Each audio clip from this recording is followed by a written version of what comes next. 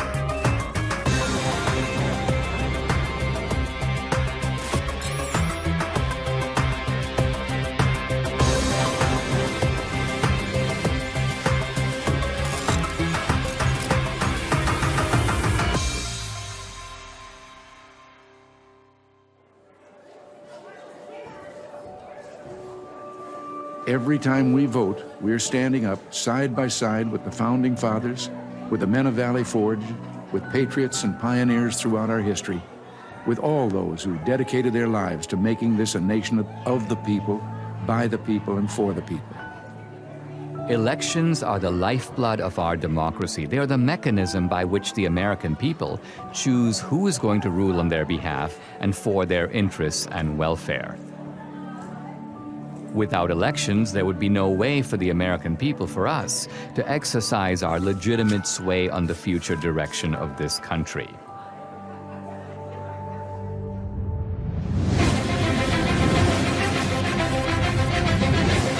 Polls now closed in half the country, and we are getting some interesting results coming in from those battleground states. If you're a Republican, you say, wow. If you're a Democrat, you say, uh-oh. So you see Donald Trump is now starting to widen his lead. President Trump now with 54% of the vote. The president right now has the lead in the Keystone State.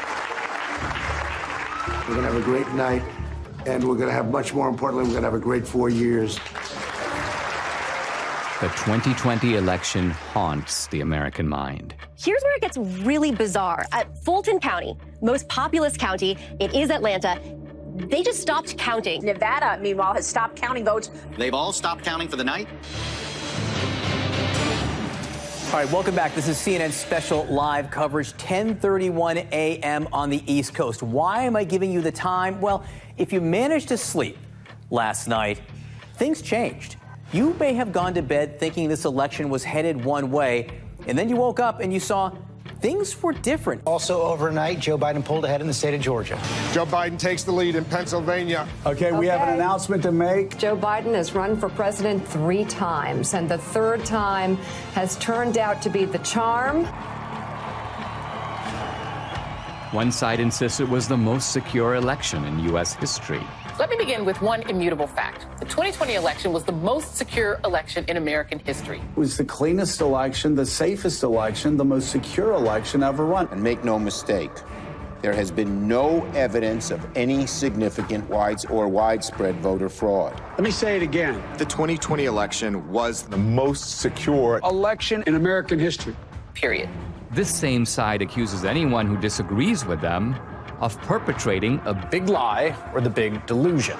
The big lie keeps getting repeated. The big lie is just that, a big lie. And despite a relentless media barrage, the other side remains convinced there was widespread election fraud. What I saw was not a secure and transparent election. Poll watchers claim the Travis County Clerk's Office is locking them out. Last night, there was a major software glitch that actually delayed the counting of all of the ballots. I look at election fraud, and I want to look at secretaries of state who illegally changed the voter laws without the permission of their state legislature. There have been numerous attempts to prove election fraud. Devan dropping off ballots in the early morning hours of November 4th, 8 hours past the deadline. She said her mother was in a nursing home and did not have the mental capacity to vote. We've obtained video tonight that shows a man dropping several ballots into a drop box. Scottsdale woman pleads guilty to casting a ballot in her dead mother's name. Shows a man buying a registration form for an absentee ballot from a voter, giving him, quote, pocket money, unquote, of $200. Yet courts have refused to consider these cases on the merits. The Supreme Court rejecting an effort by Republicans to reverse President-elect Joe Biden's win in Pennsylvania. The Supreme Court has rejected the Texas-led effort to toss out election results in 4 key states. Even some Republicans dismiss the idea of systematic fraud and call for us to move on. Fraud did not play a role in the outcome of the election. The election was fair as we've seen. We simply did not win the election as Republicans for the presidency. Rather than reject what happened on the 6th, reject the lies about the election, and make clear that a president who engaged in those activities can never be president again. But we can't move on unless we know the truth. Many other issues arise out of the 2020 election. Did the January 6th protesters go to D.C. to mount an insurrection? It wasn't an insurrection, it was a primal scream. To protect the Constitution of the United States against enemies foreign and domestic! They wanted their elected leaders to adjudicate the claims of election fraud. The left's claim that this was the most secure election is also the foundation for the widespread censorship on social media of the so-called big lie. This morning, President Trump waking up without his favorite megaphone. You will never again see a tweet from President Trump. But is it a big lie? Is it a lie at all?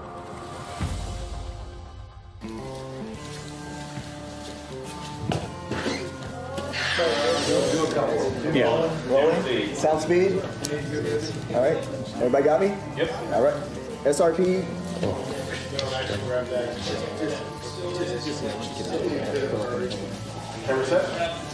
Ready? Set. Hey, I'm Dinesh D'Souza, and this is Season 1, Episode 1 of my new podcast. I started my podcast in early 2021 to speak the truth. But by simply asking questions about election fraud, you get booted from YouTube and Facebook. My podcast is sponsored by Salem Media, and I knew that other Salem hosts felt my frustration. Larry Elder, Dennis Prager, Eric Metaxas, Sebastian Gorka, Charlie Kirk. Let me begin by asking a very simple question. Do we feel confident or comfortable that we know the truth about what really happened in the 2020 election? I'm agnostic on this question, and I am awaiting more information. What about you, Eric? I think Dennis is a coward.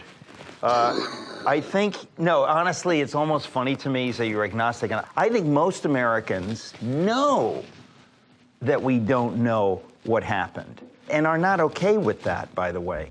I'm supposed to believe that a man who didn't campaign or campaign from his basement got more votes than the first black president in America? I don't believe it. Charlie? We have crumbs. We have some evidence here and there, but the picture is far from complete. Larry, in your race, you were asked straight out, right? Do you believe that the 2020 election was stolen? What was your answer, and do you abide by that answer as of right now? My answer was that Donald Trump is in Mar-a-Lago, and Joe Biden is in 1600 Pennsylvania Avenue. The lawsuits did not succeed. Do I believe there was shenanigans? Do I believe there were irregularities? Absolutely, and said so. This is probably the most loathed president I've ever seen. I thought Richard Nixon was loathed. I thought George W. Bush was loathed because of the Iraq War. I've never seen the level of vitriol against this man every single day. I think there was a study that found 91% of the news of ABC, NBC, CBS nightly news against Donald Trump was negative. dogged by a bogus 2.5-year collusion investigation. And then on the eve of the election, this Hunter Biden story drops, which shows that Joe Biden completely lied about his lack of knowledge of what his son was doing, and it was suppressed. And even the CEO of Twitter later on admitted that it was suppressed and shouldn't have been. That alone would have altered the election. You add all that up, my point is, this man is so loathed, I wouldn't put it past the Democrats to do virtually anything to make sure he doesn't get another 4 years. If I believed the president were a Nazi, I might steal an election. If we were Germans in the 1930s, we'd steal the election from Hitler if we could. If I'm that indoctrinated, of course I can justify it. I think it was Jane Fonda who said that COVID was God's gift to the left, right? It wrecks the empirical positives of the Trump economy, but here's the other. It enables a whole bunch of things on the other side to change the rules of the election. So the point is, in a COVID environment, is it not conceivable that Trump could have lost fair and square? I think millions of Americans know something went wrong, and they have little pieces, and no one's really put it together. They know that there was injustice. They know it in their gut. They know it through the bellwether counties where Donald Trump won almost every single one of the predictive counties that show who's going to be president. And then they also know it where they went to bed thinking Trump was going to have 4 more years, and they woke up with the exact opposite. We have an individual who could fill a stadium with 60,000 supporters in 24 hours. Vice an individual, you know the famous photograph of the 6 empty circles at a Biden rally. We have an incumbent president who received more votes than any other incumbent president in American history, who actually got 10 million more votes than he did 4 years prior, and who received more support after 4 years of being called a racist and a white supremacist, more support from the Hispanic and black community than any Republican president since the 1960s. And he was beaten by a machine politician who couldn't speak clearly, who on the campaign stage would confuse his sister with his wife. It just stinks. Now, is it possible that the very success of Republicans down ballot, I'm talking about Republicans running for the House, running for the Senate, running for other races, the fact that the Republicans as a party did pretty well, but Trump lost, doesn't that work the other way and undercut the idea that there was systematic fraud? It's an anomaly. Because if he really, when a president really loses, he has tails. What is it called? Coattails. Coattails. And the down ballots lose. But they won. Why didn't they cheat on all of those? Why didn't they cheat in Virginia with Youngkin? And who's to say they didn't cheat? Not all attempts at cheating succeed. You're right. One other question. In the Republican Party, I keep hearing people who seem annoyed at the revisiting of the 2020 election. Their attitude appears to be, let bygones be bygones. Let's just move on. I think the reason that many Republicans are saying let's move on is because bold accusations require bold evidence, and they haven't seen it. And because they know how vulnerable they are and how much they're going to be bashed. Well, yeah, you're called a sore loser. You're called a conspiracy theorist. The people who say that, let's move forward, are people in the elite who see Donald Trump as an anomaly. You will not win in any district in this country because you have said that the 2020 election was a fraud. And if they can't win on this issue, then don't use it. Well, it doesn't have to be the only issue, but their unwillingness even to speak up about it, I think, is despicable. Show me the proof, and I'll bet you they do speak up, just like I will speak more. And I'm not running for office. But I have not gone on board of, I know for a fact this was a fraud. Show me the money. And in the words of Warner Wolf, let's go to the videotape. Now look, I mean, the Democrats, they have a history of voter fraud. Going back to Tammany Hall in the 19th century, we fast forward to LBJ stealing his first race in Texas. John F. Kennedy, the allegations that he stole the presidency with voter fraud in Texas and in Illinois. They've done it before. I mean, you can have someone who has a criminal record and they're fully capable of robbing a bank, but did they rob the bank? Well, it looks like it. What does our friend Catherine think about all this? Catherine's been a little quiet, but I think that means that they're working on something. I think that you should give her a call and see what she thinks. Hi, I'm Catherine Engelbrecht, founder and president of True the Vote. Hey, good Dinesh. How are you? Hey, I'm doing fine. Hey, listen, I'm here with Debbie. Hey, Catherine. Hey, Debbie. You know how crazy it is out there. Have you guys been digging into this whole issue of voter fraud? Well, we have been working on something big. It's probably best we don't discuss it over the phone, but can we meet?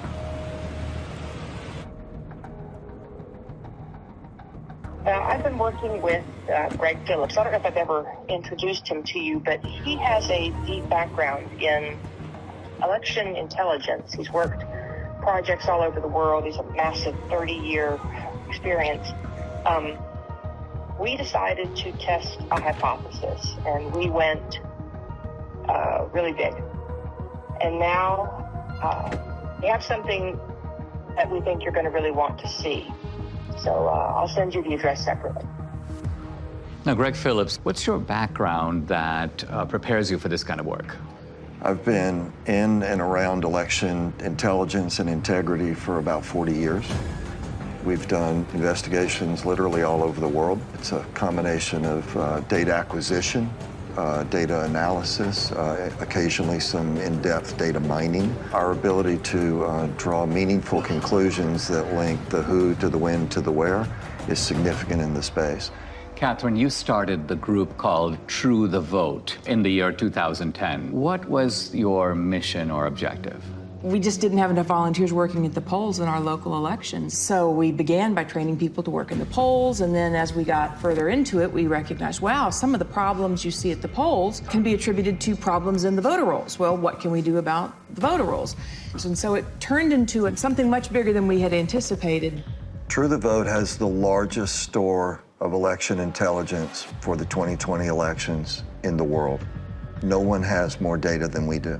So I started True the Vote to ensure that every American voter has an opportunity to participate in elections. I think I became familiar with your work when you gave congressional testimony. Now, that was in the year 2014. In fact, I met you through Debbie, and I think what's interesting is that you not only have known Debbie for years, but you trained her. Absolutely. I was a bilingual poll watcher. Oh, yes. So my Spanish language came in very handy. I was a poll watcher in Rosenberg, and the poll judge was telling this couple that came in Spanish who to vote for.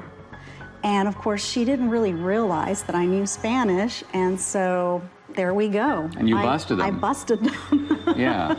So, Catherine, when you set up True the Vote, you set it up not so much, it's not a partisan organization. Is that because you saw shenanigans, problems with voting as coming out of both parties? Oh, absolutely. Plus, we need parity of parties at the polls. Well, you told me about this remarkable election in which you had vote harvesting and vote trafficking, but it was on behalf of a Republican candidate. Exactly.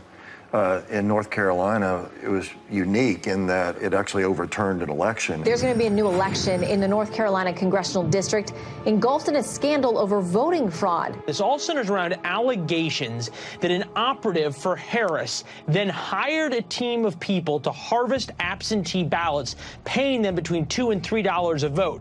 So you have an activist, the guy's name was McCrae Dowless, and he worked for the Bladen Improvement Association, which was a kind of an African-American, get voters to the polls, but apparently they were doing all kinds of vote harvesting, and he learned the strategy. Then he broke with them, and he took his services to Mark Harris, a Republican, well, actually a pastor who was running. Correct. And Harris won. He pulled it off. In 40 years of doing this, we've seen this over and over again. Sometimes the schemes are a little bit different. Sometimes it's people out banging on doors, gathering ballots. Sometimes the ballots are sent here, gathered here, deposited there. But the trafficking itself is always the same basic pattern. There's a nonprofit involved somewhere in the middle. There are people that are either collecting those ballots on the one hand or depositing those ballots on the other and getting paid for it. In no case is it acceptable to be paid for your ballot or to accept some form of remuneration for your ballot. And in no way, in no time, is that legal. I noticed, Catherine, that in the immediate aftermath of the election, when there were a lot of accusations and charges flying around, all reflecting these suspicions of something went deeply wrong, charges of foreign intervention, charges of machines, you and your organization were kind of dead silent. I got the impression that you were looking for a different approach. Given the outliers that were introduced in such a major way in 2020, namely the privately funded drop boxes, the mass mail out of ballots, the hypothesis was if you were going to cheat, how might one go about this? That would be provable, trackable, traceable. You said there might be some, let's just call them bad actors, who are delivering ballots systematically and illicitly to these mail-in drop boxes, and there might be a way to track them and to bust them. We didn't know. We decided we were going to let the data tell the tale, and we collected together a team of highly skilled contractors and put together a plan to see where the data would take us. What, Greg, is geo-tracking? So the idea is to collect these signals that are emitted from your phone. Your cell phone is delivering information to apps that are collecting that ping. So there are 4 key coordinates: the lat long, the elevation, and the time. And with that data, we can then build a pattern of life around you. So that phone's here right now. Well, where's it going to be at 5 o'clock? And where's it going to be tonight? Well, here's my cell phone. My cell phone is off. Can I be geo-tracked even with the cell phone being off? Possibly. Depending on the apps that are on the phone. Depending That's on what marketing companies do all day, every day. Now, this is the point. We were at the Apple store and at CVS, and on both occasions, they knew where you were evidently. Absolutely. And they were telling you about specials, and they were, so people have experience of this. There's 300,000 or so apps that gather that data, and then they sell it to brokers. Isn't it also true that this geo-tracking has now become a vital tool for the military, for the intelligence agencies, and for law enforcement? Indeed, they're using it almost every day.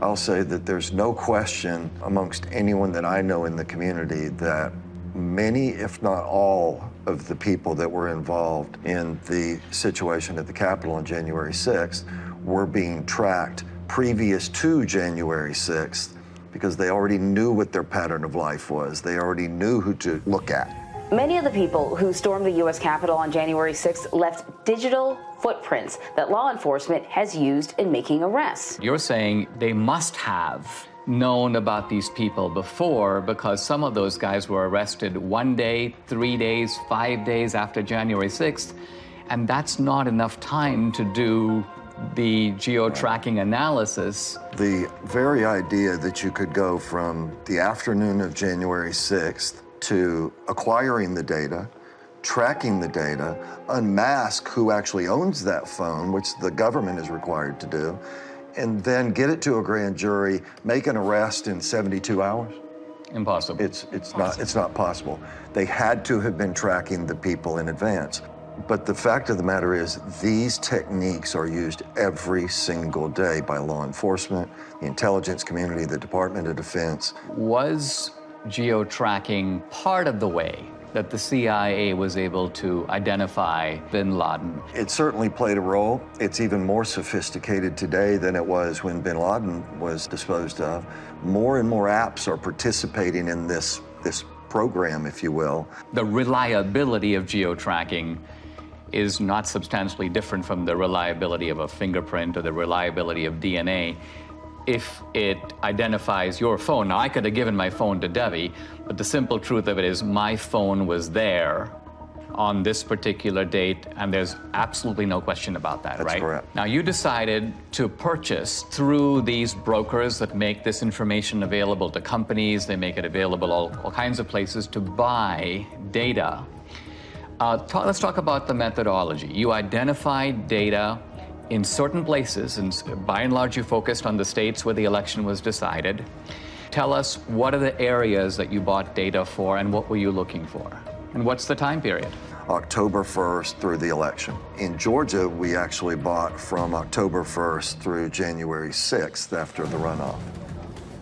So we went in, We decided to do the Atlanta metro area because it picks up some rural areas, it picks up some urban areas, it picks up some suburban areas. 309 drop boxes in the area. And we thought, okay, well, this is a pretty good test. We, in essence, sort of fenced around those. Geofencing, so-called. Geofencing. And then we were able to make purchase of data of people that had been near those drop boxes, but also near the organizations. Across the country, we bought 10 trillion signals. When they give you this data that you then have to go through, what does this data look like? Well, it's a massive data transfer. We have more than a petabyte of data. You're talking about transacting hundreds of terabytes, so it's a significant move of data. You have 10 trillion signals, that's a lot of signals. So what was the criterion that you set? Final decision was they had to have been to 10 or more drop boxes, meaning unique visits inside of a space, and 5 or more visits to one or more of these organizations. Those were the outliers. It was such an aberrant pattern. So what you're saying, I mean, it seems to me there's no reason for someone to go to even 2 drop boxes, but you're saying that maybe there's a conceivable reason someone did that. Let's identify a large number of drop boxes and multiple trips, and that way we're going to catch not all the offenders, right, but the worst offenders. The way we would describe it is we want to absolutely ensure that we don't have false positives, meaning including people that should not have been included. We're not in any way saying that this is all there is. We're just saying that based on our criteria that we identified in Atlanta, 242 people that went to an average of 24 drop boxes in 8 organizations during a 2-week period. 242 mules. Now let's pause for a second. What is a mule? When we started the project, we had to figure out how are we going to describe the individuals and the elements involved. And to us, it felt a lot like a cartel. It felt a lot like trafficking. It can be trafficking in drugs, trafficking in humans. In this instance, it's ballot trafficking, and so we began to use that vernacular. A mule is, by our definition, a person that is involved in picking up ballots from locations and running them to the drop boxes. So you have the collectors on the one hand, you have the stash houses, which are the nonprofits, and then you have the mules that are doing the drops. What do we know about them? Who are they? Well, first let me say, this is not grandma out walking her dog. Bad backgrounds, bad reputations. We've had, encounters with several that are, not terribly positive. Violent guys. Can be. They are interested in one thing, that's money. Do we know, by the way, how much they get paid? According to the people that have shared information with us, it's generally $10 a ballot. In the Georgia runoff, that number was higher. 2020, of course, was the year of the Antifa riots, the BLM riots, and it was all going on in the months and weeks leading up to the election. Right.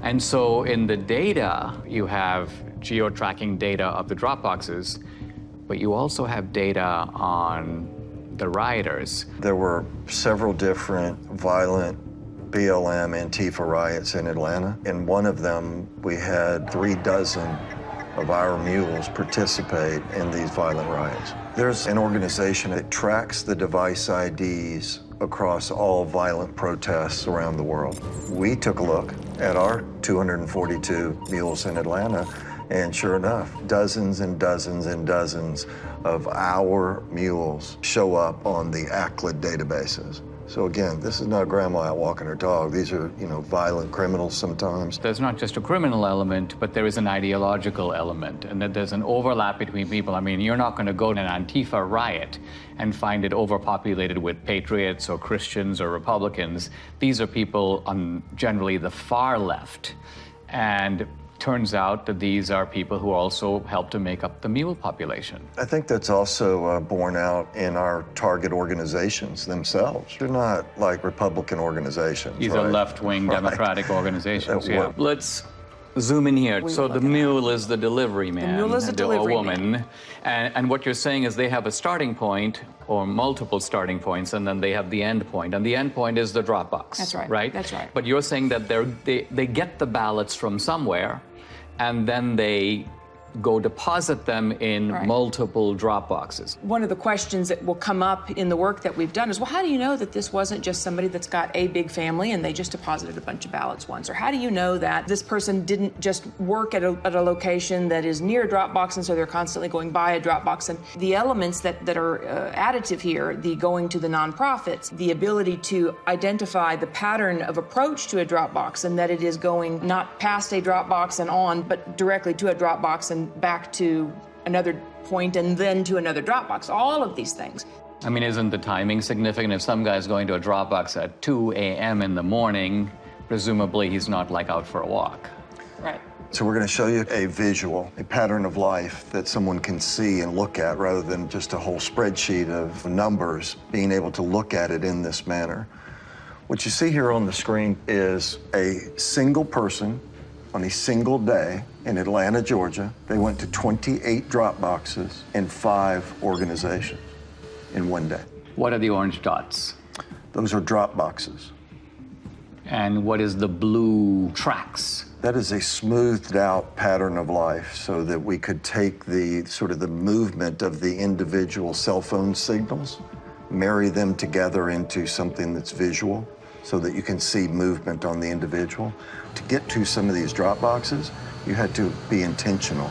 You had to get off the highway, you had to go on surface streets, you had to turn in somewhere in order to get to those drop boxes. And the circles, I take it, reflect the nonprofit centers. Are that the places where the ballots originate? The stash houses, where the ballots are collected and handed to the mules to take to the drop boxes. Now let's move over to Arizona. How many mules in Arizona? A little over 200. A little over 200. In Phoenix alone. The reason I think this is all very significant is because these were very close states, right? What was the margin in Georgia?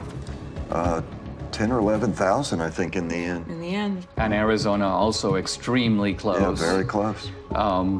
Then you moved on to Wisconsin, but our initial look was in Milwaukee. Gross numbers were a little down, but the average number of visits to the drop boxes was up. So instead of having only 24 unique visits, I think we averaged 28. I mean, maybe Wisconsin. I've heard people in Milwaukee are really hardworking, and maybe they just went overtime. And then let's go to Michigan. We have more than 500 mules that we've identified in Michigan. Again, the number of boxes is lower. Now, where in Michigan? Detroit mainly, but we have people in Detroit that went to more than 100 drop boxes.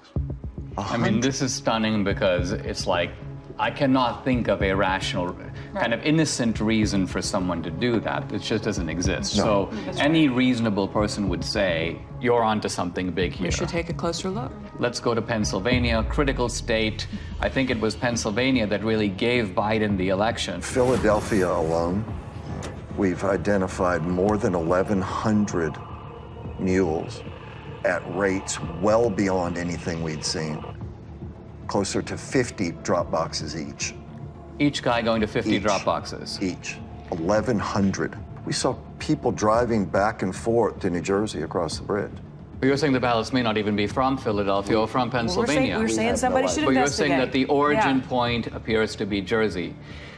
Now, running 1,100 mules times 50, we are at 50,000 drop box visits by the mules alone in Philadelphia or greater Philadelphia area. Now, as you were assessing this data, you had, the two of you, and I'm not sure which of you came up with this, a genius idea in my view. It was your, of course, of course, who else? Well, to validate your data. We chose to look at 2 murders that were ebbing on cold case status. And in Atlanta, 8-year-old Secoria Turner was killed by rounds of gunfire shot into a car. It happened just outside this Wendy's parking lot. Bought the data and the team got to work. You could see visually that there were only a handful of unique devices that could possibly have pulled the trigger. So this is the area, and this is where the Wendy's was. And are you saying that each green dot is the same guy, but moving through time? Each color is one person. The shooting actually occurred right here in this parking lot, sort of inside of this circle are really the only potentially legitimate shooters. Each of these devices has a unique device ID, and we turned the bulk of this information over to the Federal Bureau of Investigation. Now, I read, they've arrested 2 suspects. They have. 2 suspected gang members will appear in court this morning on charges that include the shooting death of 8-year-old Secoria Turner. And isn't it true that this tracking, these movements, this parallels exactly the work you're doing with the mules? Exactly. It's one thing to have the scientific evidence, which is persuasive on its own merits, but do you have video evidence? We do. How much of it do you have? 4 million minutes of surveillance video around the country. Official surveillance video of these mail-in drop boxes? Yes. How do you get it? You can file for open records requests. Any citizen can do this. It was a very difficult series of steps that had to be followed to procure the actual surveillance video. Do you have video in Georgia? We do. Is it video from the presidential election, the runoff election, or both? Both. Do you have video from other states? Some video from Arizona. We have recently learned video was specifically turned off on particular drop boxes. In which state? Arizona. Wisconsin, it turns out, even though the rules required them to have video. Did they do the video? No, they did not. There should be video on every Dropbox. Indeed. Given today's kind of cost of technology, it would not have been that hard to do it. And you sent me a screenshot, Catherine, where you were requesting video, and I believe it was the state of Georgia saying this video does not exist, and we can't tell you why it doesn't exist. Right, that was in Fulton County. We have correspondence like that from a lot of states. In the absence of video, and that geospatial data is key to decoding, what the greater scheme was. But in the case of what we're going to show you now, what kicks it up a notch is that we have the geospatial data to support the video. Let's talk about some of the videos. So we're going to show you a couple different ones. This particular individual we have in a number of different locations at a number of different times. He's actually a mule. This is the official surveillance video of Georgia. Absolutely. And so as the person pulls up, they don't even bother parking. Of course, it's the middle of the night, so why would they? He gets out, approaches the box. When people walk up with intention to cheat, they look around, they basically walk fairly quickly, they try to stuff them in, they try to get out of there. In this case, he drops a few on the ground, pick them up, stuff them into the box. And then he hustles back and hustles out of there. So this is what it looks like. It doesn't necessarily look like, hundreds of ballots being stuffed in. You don't need a whole lot of fraud, you just need a little in the right places over time. Is there a way to estimate, or even roughly, how many ballots are being tossed into a box at a given time? It might be 3 or 5 or 6 or 10 or something like that. The idea is to stay under the radar. And as Greg said, the number is, 3, 5, 10 ballots. But then they're not done for the day either. They're going place to place to place, day upon day upon day. And so that will not show up in your chain of custody documents, your tracking documents that would identify a big blip. I mean, they're not going up and dumping in, buckets full of ballots. On the other hand, we've seen circumstances where it appears that buckets full of ballots showed up. There's one box in Gwinnett County that had a chain of custody document with 1,962 ballots noted on this. And first of all, that's roughly 10 times what we normally see. We sorted through the geodata, found a few hundred people. Okay, well, that's pretty odd. We have video of all of this. And guess what it shows? 271 people approached that ballot drop box during that 25-hour period. 271. 1,962 ballots were deposited. Wow. Here are election officials pulling out of that drop box 2 full duffel bags containing over 1,900 ballots. Let's look at another one. Yeah, let's take a look at... Interesting thing about this person is the device seems to live in South Carolina. So this person isn't even from Georgia.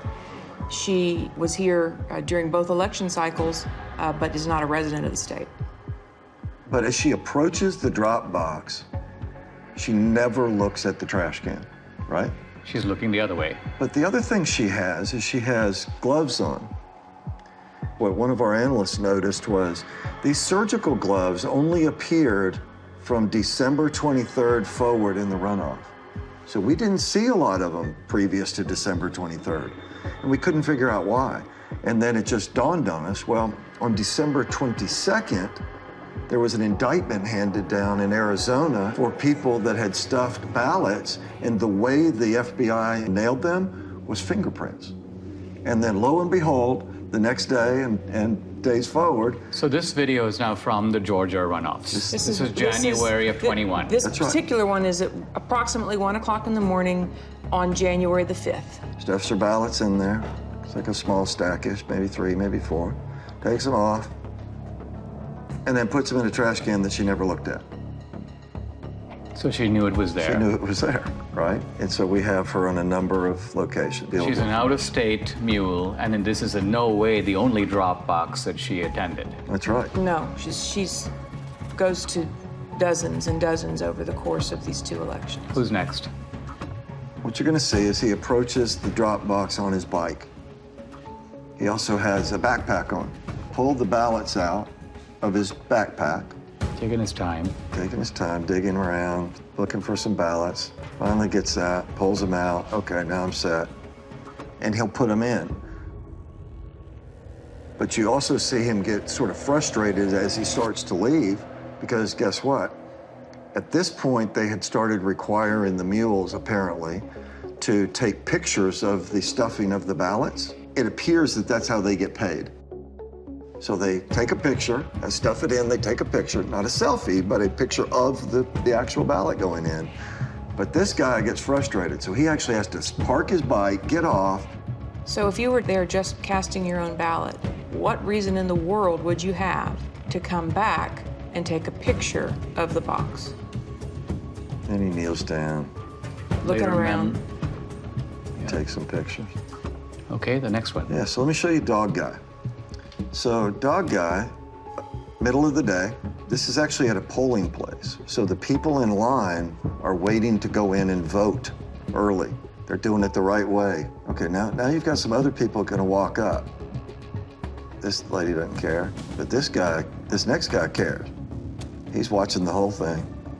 That guy looks up, talks to him. Got the ballots under his arm already. Now he's got the rest that he pulled out of the bag. And he's gonna get his camera ready to take the pictures as he puts them in there. If you consider the brazenness of this, right? This is the middle of the day. There's people sitting there watching you cheat. People that are doing it the right way. But it's difficult for them to know what to do, except observe and maybe say, what's going on here? What did I just see? They wonder, what does this all even mean if this is happening in broad daylight and nobody's doing anything to stop it? And so these are the kind of things, 4 million minutes of this. This was an organized effort to subvert a free and fair election. This is organized crime. You can't look at this data in its aggregate and believe anything otherwise. That's especially true when you consider that in places like Georgia, it was only decided by 10,000, 12,000 votes. And you look at 5,000 visits just from our mules, it's not a leap to say, yes, this would have made a difference. Adding these numbers up, we have 2,000 plus mules based upon not searching these whole states. And remember, we're only talking about a small number of states.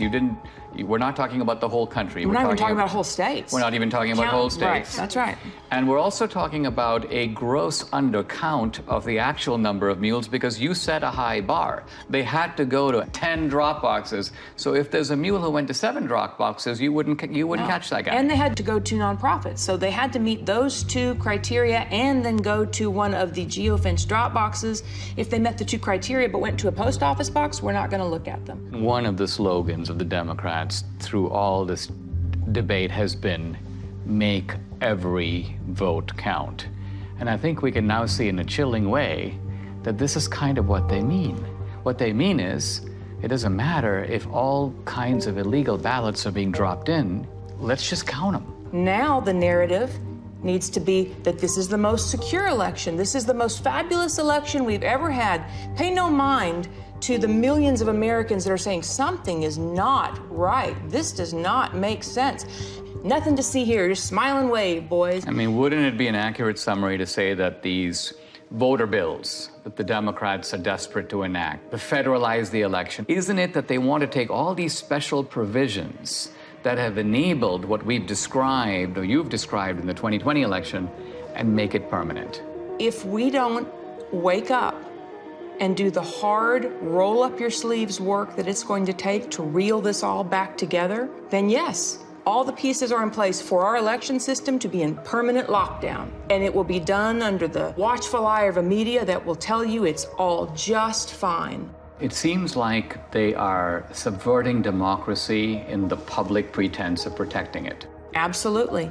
And it won't stop unless we stop it. If I look across the swath of Republicans, this is not the kind of issue that they seem to be comfortable with. It's almost like they would rather endure. That's right. As I said, well, it's a gamble, right? Because the ones that are enduring are currently elected and in power. When you watch these brazen acts and nobody says a word because they're scared that they're going to be sued, because they're scared that they're going to be canceled, because they're scared that they're going to be silenced, that kind of chilling effect is exactly what they want. And as I said, on the other side of fear is freedom. If you never get past the fear, you're never free. Let's sum up what we know. Do we know for sure that this was not, in fact, far from, the most secure election in history? It was not. We know that for a fact. Do we know for a fact that there was coordinated, systematic fraud in all the key states where the election was decided? Yes. Yes. And therefore, does it follow that the people who suspected fraud, even though they didn't have the proof, their suspicion was right? Absolutely. Their instincts are right. And moreover, that the states that are trying to do something about systematic fraud by restoring a modicum of, let's call it the old rules, checking your voter ID, checking signatures. You want a mail-in ballot? You know what? You got to request an absentee ballot. We're not going to send 20 million ballots out there and see what comes back. That these voter integrity laws, far from being voter suppression, are actually a legitimate way to make sure that the people who vote are actually eligible to vote. 100% accurate. That's absolutely correct.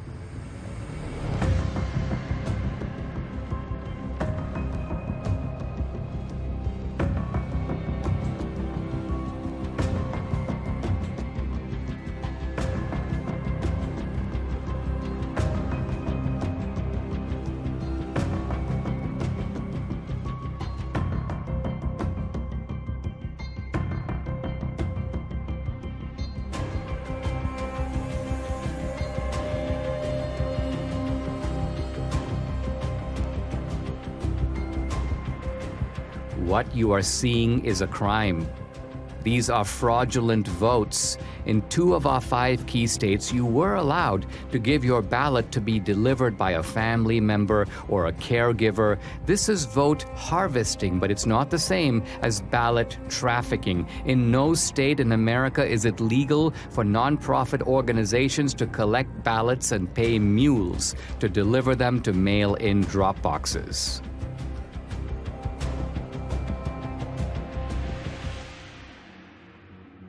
Now we come to the most important question of all. Was the magnitude of vote trafficking in these key swing states enough to tip the balance in the 2020 presidential election? Let's first narrow in on just our 2,000 mules. Their average number of Dropbox visits, 38. Their average number of illegal ballots deposited per visit, 5. That's 380,000 illegal votes. But was this sufficient to put Biden in the White House? To answer that question, we must look at each key state. In Michigan, 500 mules, averaging 50 Dropbox visits and 5 illegal ballots per drop. That's 125,000 illegally trafficked votes, not quite the 154,000 vote difference between Trump and Biden. So Michigan, with its 16 electoral votes, stays in the Biden column. In Wisconsin, 100 mules, averaging 28 drop-box visits and 5 illegal ballots per drop. That's 14,000 illegally trafficked votes, 6,000 votes short to give Trump the win. So using only our mules, Wisconsin's 10 electoral votes stays in the Biden camp. But now we come to Georgia. 250 mules, averaging 24 drop-box visits and 5 illegal ballots per drop. That's 30,000 illegally trafficked votes, far more than the 12,000 vote difference between Trump and Biden. So Georgia, with 16 electoral votes, moves over into the Trump column. In Arizona, the numbers are roughly the same. 200 mules, averaging 20 drop-box visits and 5 illegal ballots per drop. That's 20,000 illegal votes. Again, these illegal votes are substantially more than the 10,000 vote margin that gave the state's 11 electoral votes to Biden.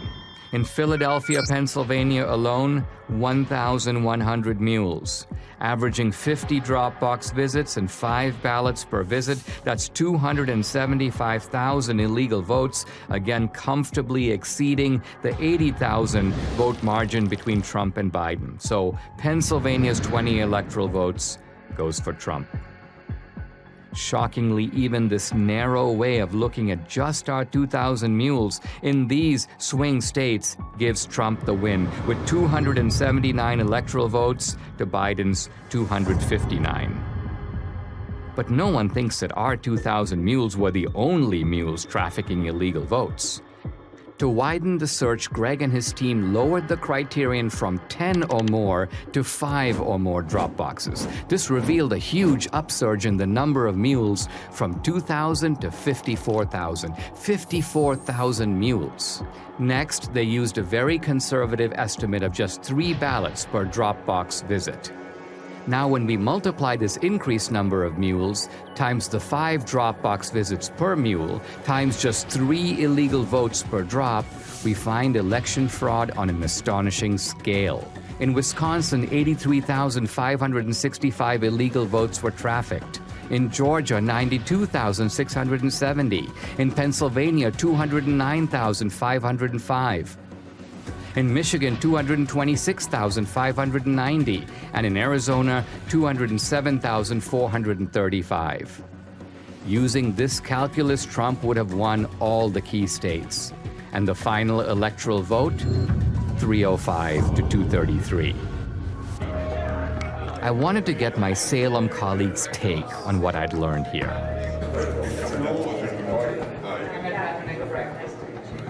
How did you get this video? Is this all surveillance footage? Is this like official status? This is all official. Right. This is all acquired through open records.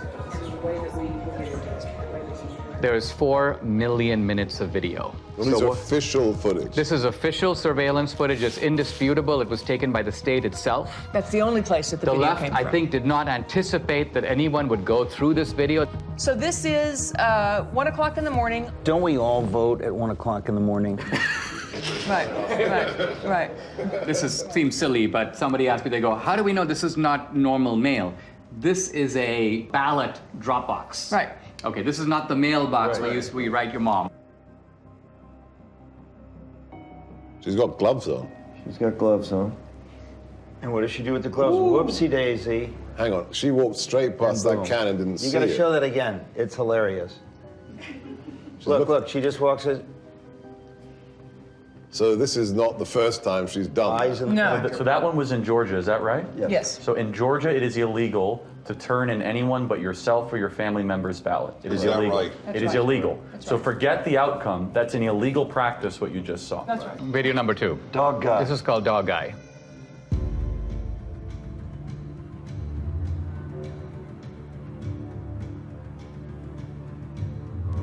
He's taking pictures. Why would you do that? So you get paid. It's business. It's business. What Business as do you usual. suspect if you had actually caught this person at that moment hand me those ballots, and the person did, what do you think you would see? Whose name is on it, in your opinion? Ineligible voters, people that have moved. Would you see legitimate ballots? There's an ambiguity in what you're saying. The ballot itself is legitimate. No, that right. It's not a fake piece of paper. Yes, right. Okay. But again, remember, when you mail in a ballot, you have a security envelope with the signature verification standard that's been all but washed away. And as soon as it's taken out of that envelope, then you have a disconnect, and the ballot is private. It's a virgin sheet of paper. The ballot is private. The only private. ID is on the envelope on the outside. This is an example of multiple ballots. So this 3:57 a.m. Prime voting time. Got to beat the lines. This person comes up, and what you're going to see is when you try to put too many ballots in.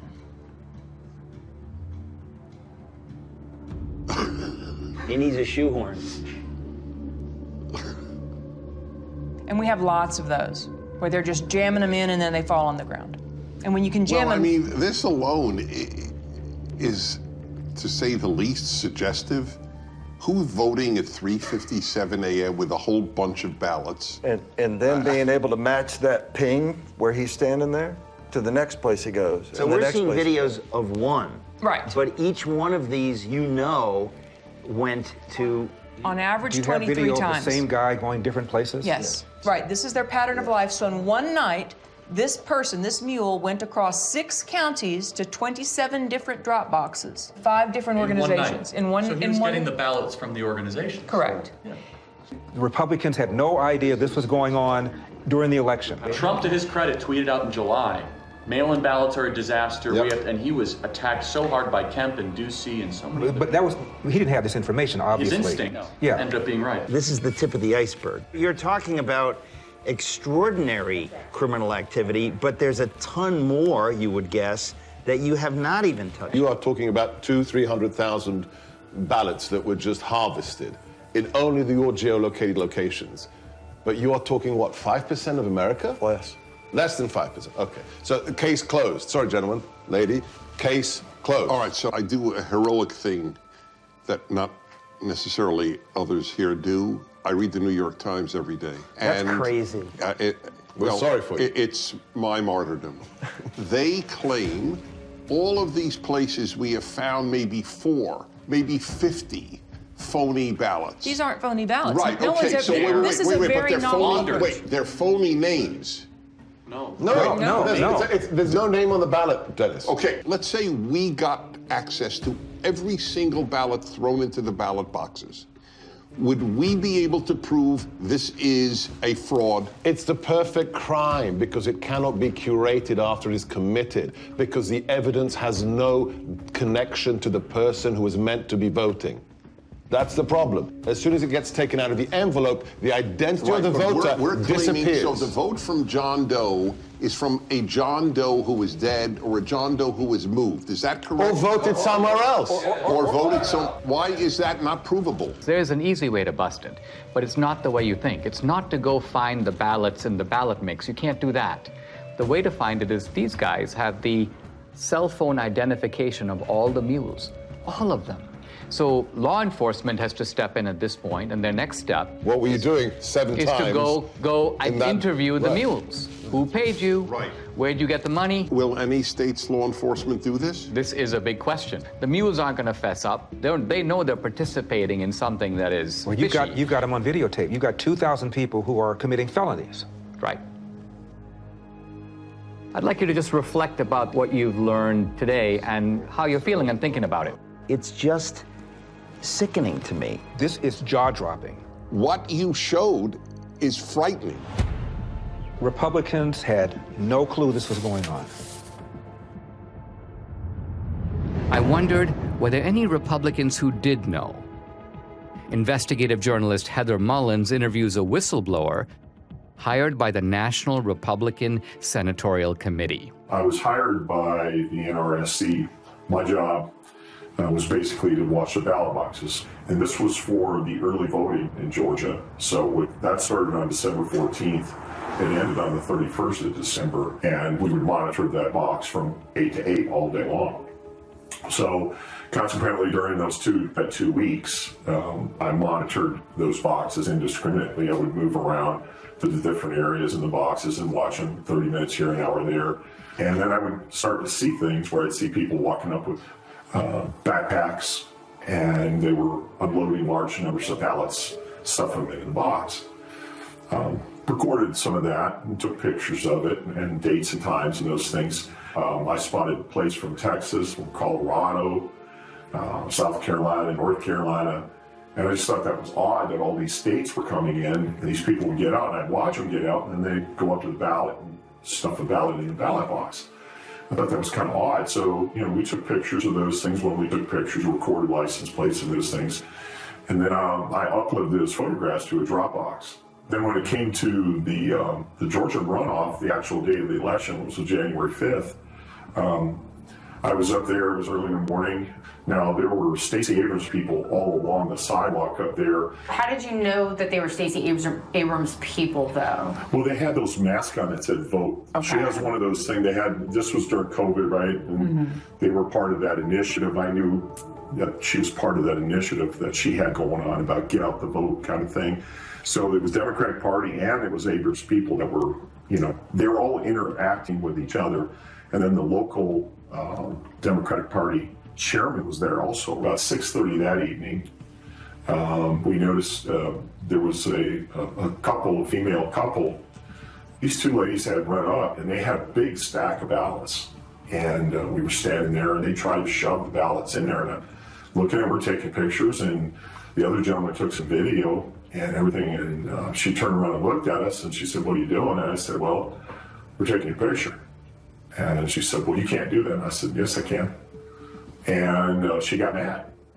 And she ran up the sidewalk and left. So you're saying the NRSC was made aware that there were people stuffing drop boxes at specific dates and times? Yes. So with what you witnessed during your time watching these drop boxes, do you believe that that was enough for law enforcement to get involved? Oh, definitely. But after several weeks, no contact or anything, and, I just... Now, so you're saying, though, if somebody had contacted you, you would be willing to testify to these things and give those depositions under oath? I would have had to. Yeah. I would have had to.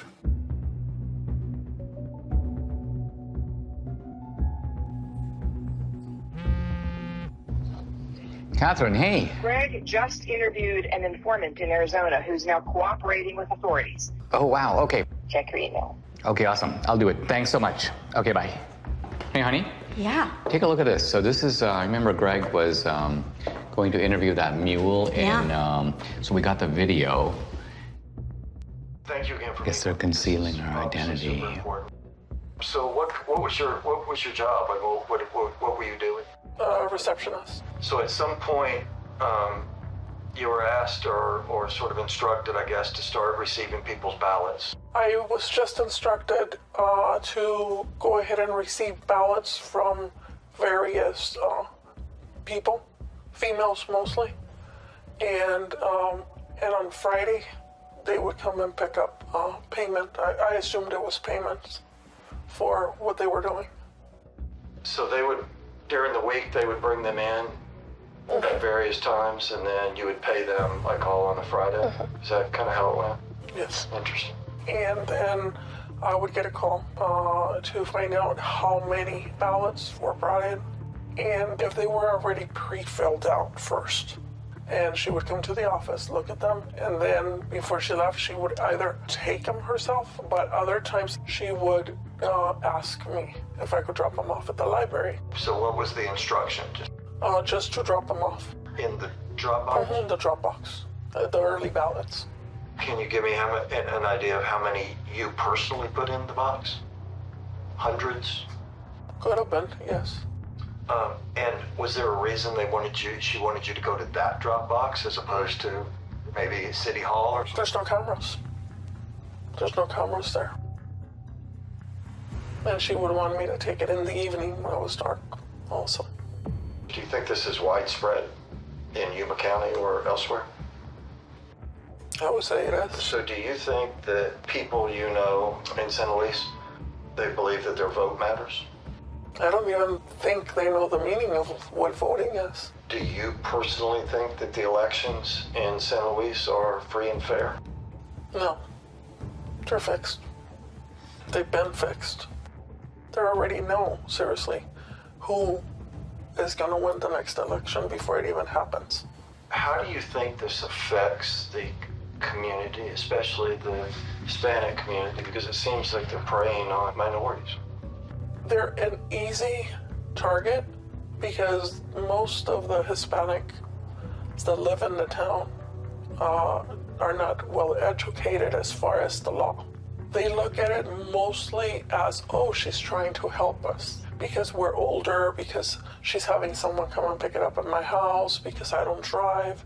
Most of them, maybe, I would say honestly, 90% of the elderlies that live in San Luis don't drive or have relatives that are willing to drive them to do this, to go to the voting polls. Back when I first moved into the city of San Luis, I did have somebody come and knock on my door and ask for my ballot. And it was somebody I knew and that I had known for many years since I was a child.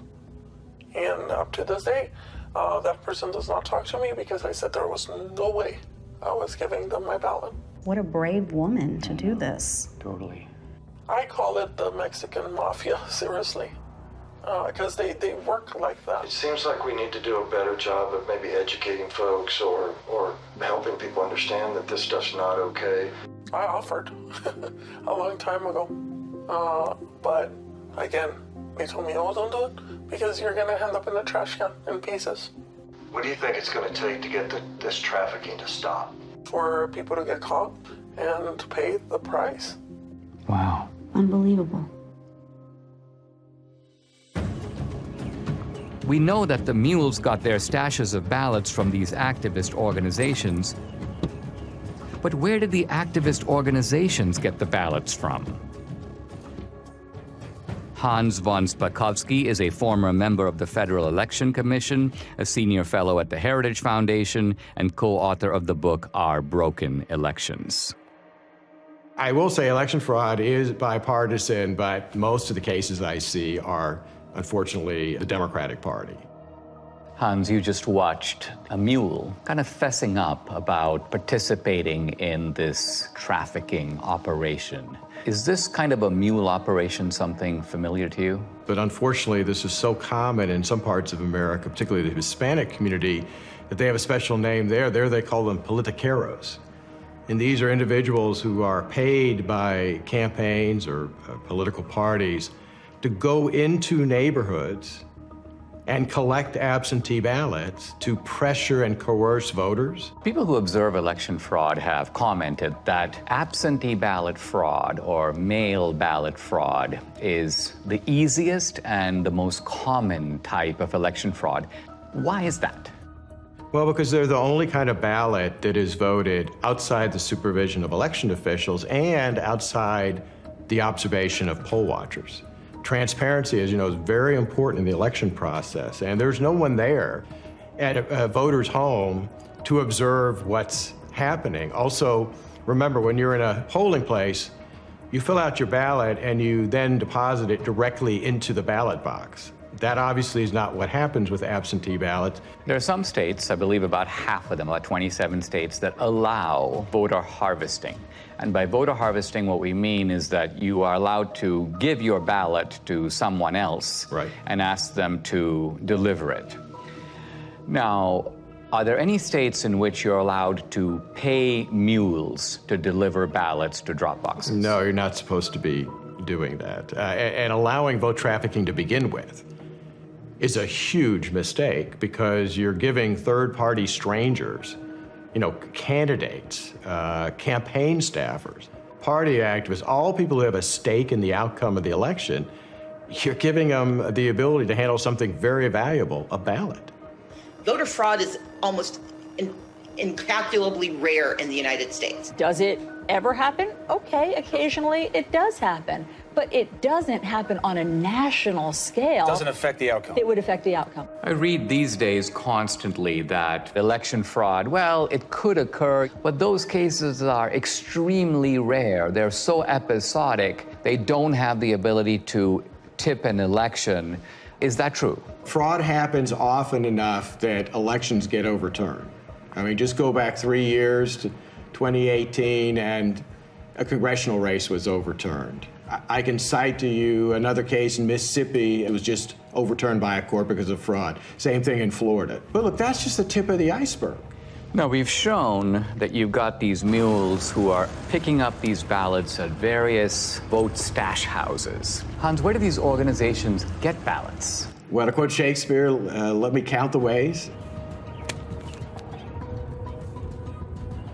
You know, everything from filling out absentee ballot request forms for voters, but having the ballots sent to them, to actually going to the voters and obtaining the ballots from them, to stealing them out of mailboxes, to actually using high-quality photocopy machines to make their own ballots. Look, these cases unfortunately go on all the time. You can go to 2018, which wasn't that long ago, in North Carolina. Leslie McCrae Dowless is accused of mishandling absentee ballots in North Carolina's 9th District. Dowless would frequently obtain this report from the Board of Elections, looking for the date an absentee ballot was mailed and if it had been returned. Ginger Eason, who first told me she was hired to pick up ballots, and Kelly Hendricks, who testified she did the same thing. What would you do with the ballots after you picked them up? Take them straight to the office in Dublin and hand them over to McCrae. And I don't know what happened to him after that. I know there was stacks of them on his desk. There was testimony in the case that his staffers were falsely signing as witnesses on those absentee ballots. Because he had done this before, he actually apparently had signatures of voters from prior elections in his offices. Voter rolls are in notoriously bad shape. States do a very bad job of taking people off who are no longer eligible because they've died or moved away. And it's very easy to get hold of a state's voter registration list. So, you know, if somebody's on the list and they haven't voted in 10 years, you're probably pretty safe in trying to cast a ballot on their behalf. Remember, in states that made the mistake of simply mailing out a absentee ballot to every single registered voter, well, if you're a fraudster and you get hold of that absentee ballot, you've got 90% of the information you need to fill it out because the name's going to be on the outer envelope and their registered address. Let's follow the track of these mail-out ballots, right? Let's just say you got students on a campus, they've voted, but then they graduate, and obviously they move to a different state. If they're on the voter rolls, is it not a fact that mail ballots will be arriving in the dorms and and so presumably they're not going to be that hard to scoop up if somebody knows where to look for them? No, that's exactly right. And you know, I work in the District of Columbia. They mailed out absentee ballots to all of their registered voters, and I can't tell you how many phone calls I got from people that I know saying that not only had their ballot arrived in the mail, but 5, 6, 7 ballots all coming into their apartment for people who used to live there. Now, a former Supreme Court justice in Wisconsin named Gableman has done a preliminary report. He talks about the fact that there are approximately 90,000 people in Wisconsin who are in resident care facilities or nursing homes. So she's basically not capable any longer of even remaining awake for more than a few minutes. And so are you surprised that she voted in February 2021? Absolutely. But I was surprised to hear that she voted in the last presidential election. Much to my surprise, she had voted for off and on for the last 10 years.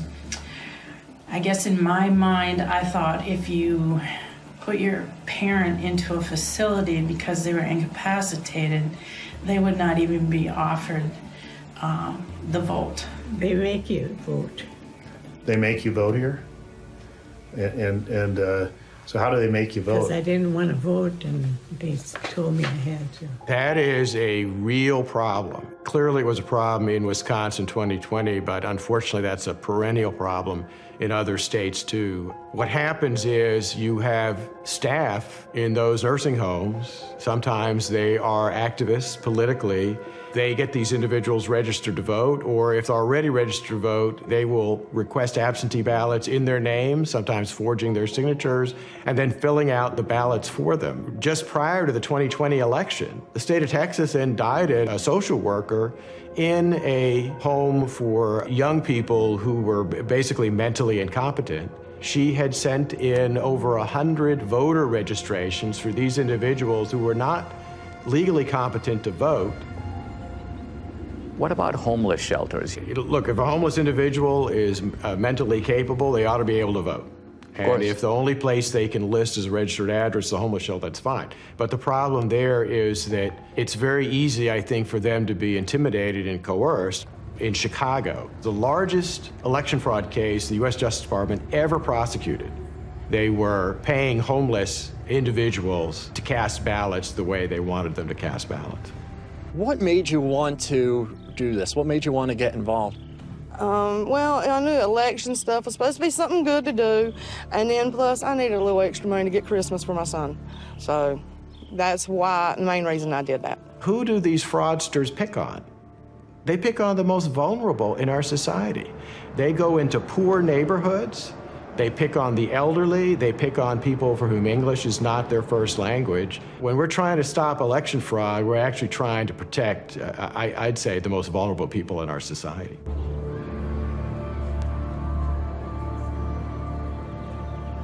We now know where the ballots could have come from, but to pull off a heist like this on a national scale would take deep pockets. I wanted to find out where the money might have come from. Who could have funded the heist? I met with Scott Walter, an old colleague of mine at the American Enterprise Institute, who is now head of the Capital Research Center. This is an organization that has produced multiple reports on the funding of elections. People think of three rivers of money, really, that empty into the gulf of elections. The hard dollars to write a check to a candidate. The second you hear soft money or dark money. And then there's a third river that people tend to neglect, but Capital Research Center has studied intently, and that is the 501c3 nonprofit money. The kind of charity that you get to take a tax deduction for. That river is enormous. In the 2018 cycle, about $21 billion.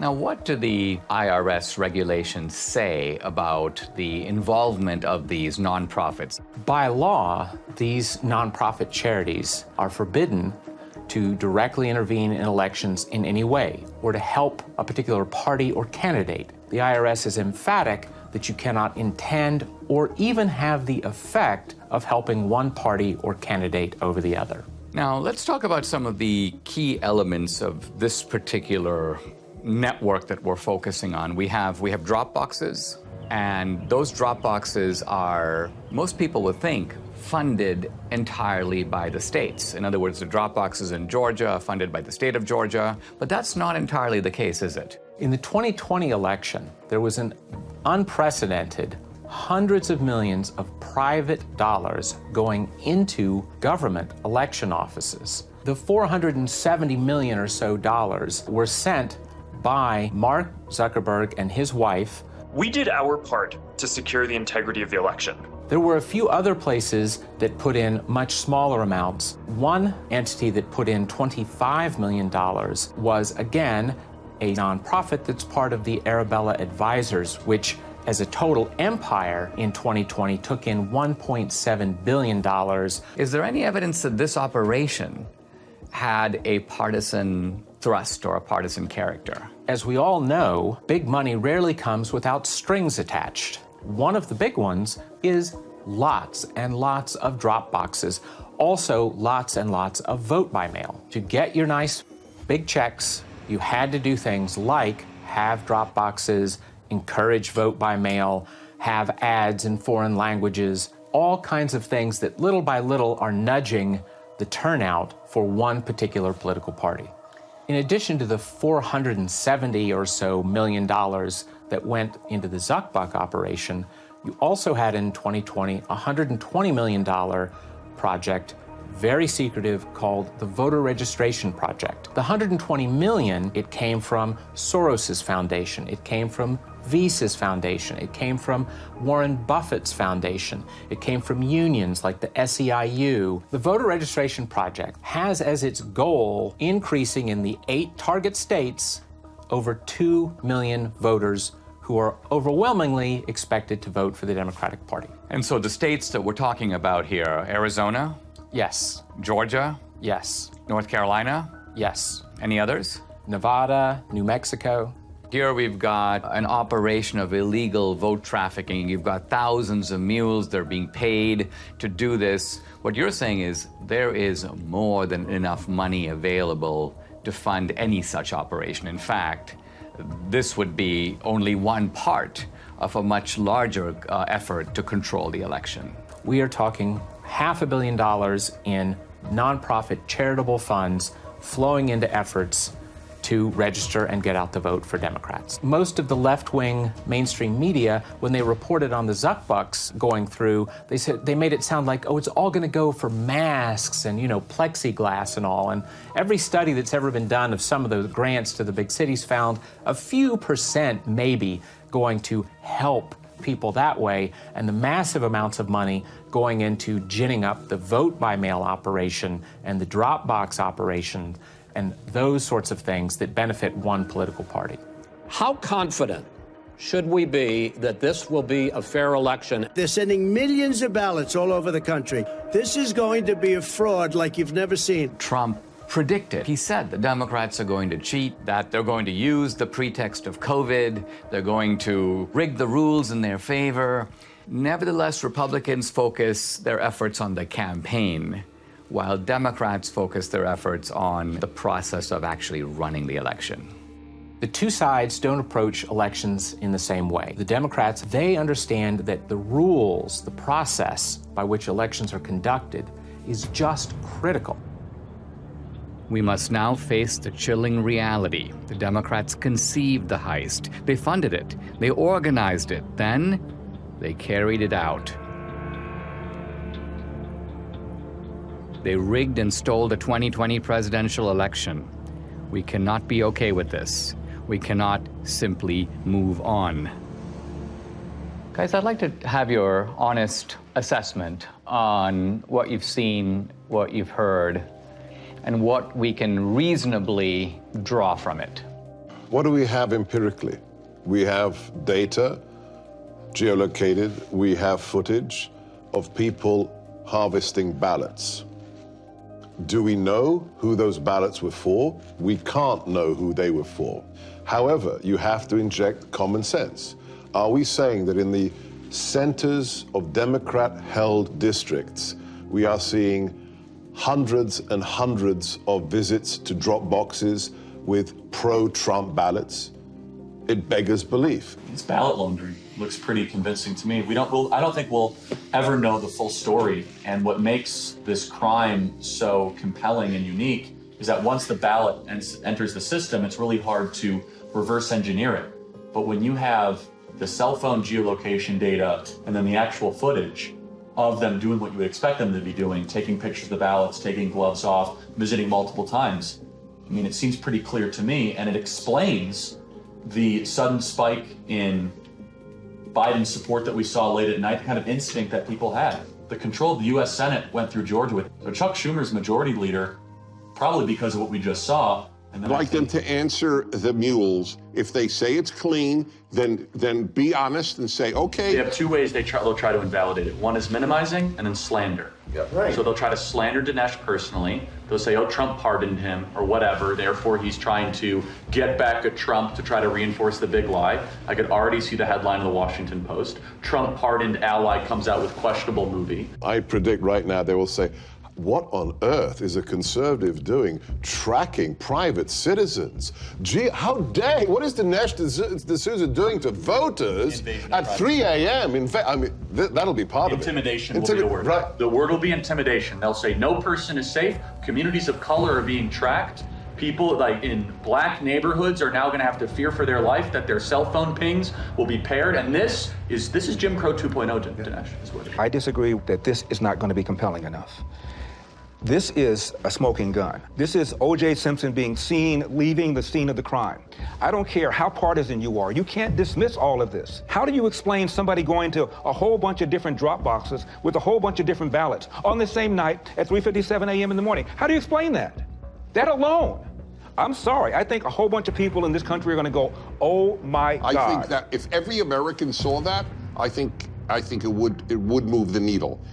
However, their ability to keep their side ignorant is total. That's going to be impossible to keep a lid on this thing. Well, this movie is an Overton window moment, right? So documentaries can do this every once in a while. Michael Moore did it. He moved the Overton window on many different topics 20 years ago. Al Gore did it with climate change. It'll happen, as Ernest Hemingway said, gradually and then suddenly. Because it's not just how many people are going to watch this film, it's who's going to watch it. It's going to be lawmakers. It's going to be people that work for the Bureau. It's going to be someone somewhere with a conscience that has power and to say, this is a problem. It can't be dismissed. And it can't be dismissed. They have ruined Election Day in the United States of America. That's provable. And that's enough for me to fight the left with every fiber in my body.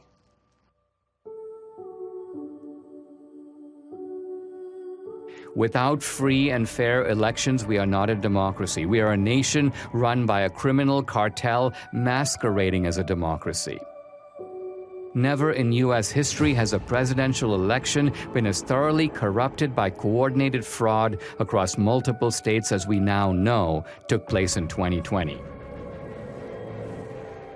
Today, totalitarian regimes camouflage their fake elections with appearance of democracy, but they're not real democracies. We don't want to join them. Our elections must represent the will of American citizens. We who believe in constitutional democracy must be diligent. If we give up, they win. In fact, if enough of us give up, they won't need to cheat anymore. Don't stay home. Get involved. Get out and vote. Do what is necessary to save this great country. The America we love needs us now more than ever.